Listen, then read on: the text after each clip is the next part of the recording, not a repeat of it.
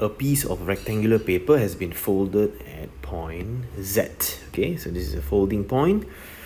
Find angle A. Now for such questions, okay, it's good if you can draw for yourself dotted lines here and here as well to note the original shape of this paper. Okay, so originally it's like this, and you take the corners, you push it in, fold it in. Alright, so of course when we fold it in, whatever was here, take note, will now become here. So whatever angle is here is 90 degrees, over here will be 90. Alright, and not just that, even the length here will be shifted to here. Okay, and even this length here will be shifted to here. So how do we find this particular angle A?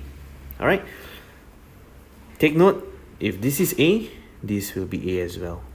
This is 90, this will be 90.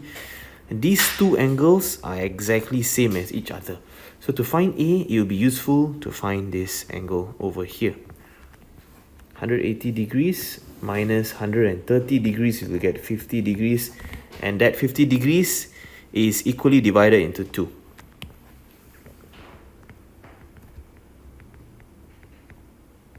Okay, so here will be 25 and here will also be 25. So again, let me explain these steps. Why do we do 180 minus 130? Is really because angles on a straight line add up to 180 degrees. So if we take away 130, we will get this part here, divided into two nice parts here, 25 and 25, and that way we can find angle A, which is equals to 180 minus 90 degrees minus 25 degrees. And we will get an answer of 65 degrees.